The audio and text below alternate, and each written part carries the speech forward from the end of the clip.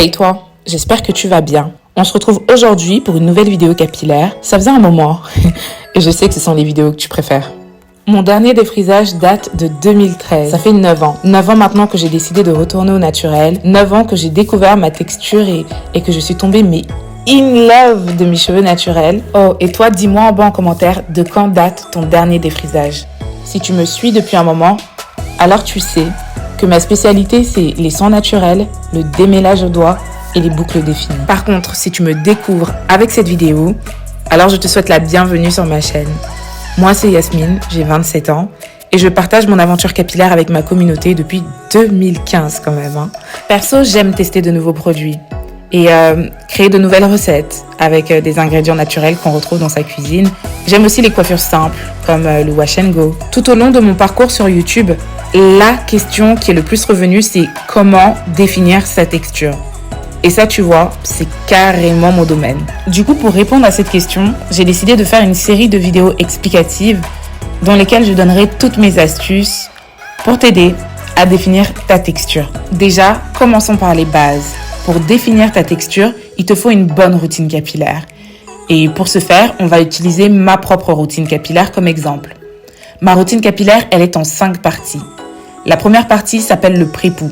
C'est un soin qu'on effectue avant de laver ses cheveux et ce n'est pas obligatoire. Mais personnellement, c'est une étape que je ne saute jamais car il permet de démêler les cheveux et de les préparer au shampoing, tout simplement. Alors, sache que tu trouveras plusieurs recettes de pré-poux sur ma chaîne. Comme je te disais, le pré-poux, c'est une étape que je ne saute jamais. Du coup, j'ai pas mal de recettes que j'alterne. Aujourd'hui, j'ai opté pour la maïzena. Tu trouveras bien sûr le lien de cette recette en bas, en barre d'infos si ça t'intéresse. Dès la première étape de ma routine, l'objectif est de définir ma texture. Pour cela, je fais un pré-poux définissant, comme la maïzena. C'est le genre de recette qui définit la texture. Il y a aussi les poudres indiennes qui marchent plutôt bien. Il y a l'huile de palme, etc., etc. D'abord, bien choisir son pré-poux. Comme je disais, il faut qu'il soit définissant. Ensuite, je n'utilise pas de peigne ni de brosse, seulement mes doigts. Et à chaque fois que je dis ça, les gens sont un peu surpris, mais vraiment, j'utilise très rarement, voire jamais d'outils pour me coiffer, surtout quand je veux définir mes cheveux, simplement parce que le peigne et la brosse, ils viennent casser les boucles et la texture. Alors que les doigts, bien au contraire, ils permettent d'optimiser la définition de la texture. Donc, j'utilise mes doigts comme peigne pour me débarrasser des nœuds sans arracher ou casser mes cheveux. Et en plus, j'utilise bien la paume de ma main et mes doigts pour masser le produit dans mes cheveux afin que mes cheveux absorbent bien. Une fois que j'ai fini d'appliquer le pré-poux, soit je le laisse poser quelques temps, quelques heures, quelques minutes, soit je suis pressée et je saute directement à la douche pour me laver les cheveux. Passons maintenant à la deuxième partie de la routine, le lavage. Je commence par me laver les cheveux avec la crème lavande de Galinée. D'ailleurs, cette portion de la vidéo est gentiment sponsorisée par Galinée. C'est une marque naturelle que j'ai découverte cet été et autant te dire que la composition est clean comme j'aime. Et j'aimerais soulever là un point pour avoir une belle texture bien définie. Privilégier les produits naturels.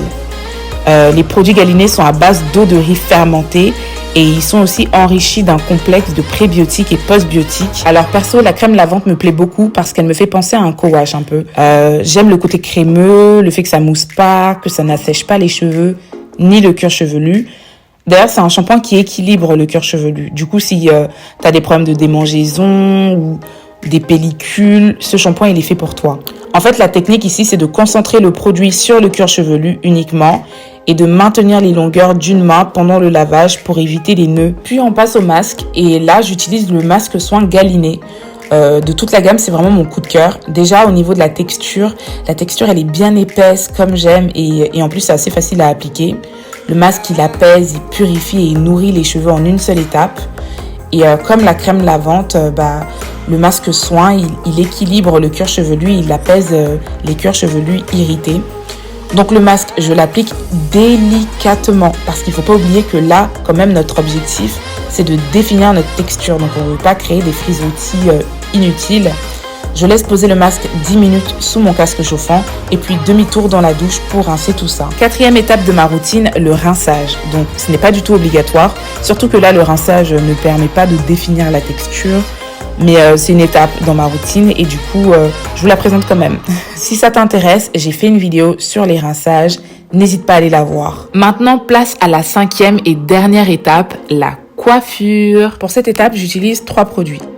D'abord, le sérum de Galénic, ensuite la mousse Curly Paris et enfin le gel Curly Magic. Je commence par appliquer le sérum Galénic comme leave-in. Donc j'utilise comme leave-in parce qu'il est léger, il est formulé sans silicone et sans huile. Il apaise le cuir chevelu, il rend les cheveux brillants. Et en fait, ma technique, c'est de masser les produits sur la fibre capillaire pour que mes cheveux l'absorbent. Et il faut savoir que le fait de masser les produits comme ça, ça favorise la définition et ça limite les frisottis. Juste après, j'applique la mousse et ce n'est pas obligatoire. D'ailleurs, si tu ne veux pas avoir un wash and go volumineux, c'est une étape que je te déconseille. Tu peux directement passer au gel, tu zappes la mousse. Donc moi, la mousse que j'utilise, c'est celle de chez Curly Paris et c'est vraiment une révélation pour moi. Ça fait 1 an que je l'utilise. D'ailleurs, si tu connais une bonne mousse, n'hésite pas à me la recommander parce que faudrait peut-être que je teste d'autres mousses. Mais voilà, celle de chez Curly Paris, je la trouve vraiment top. La composition est clean et je trouve qu'elle est plutôt efficace.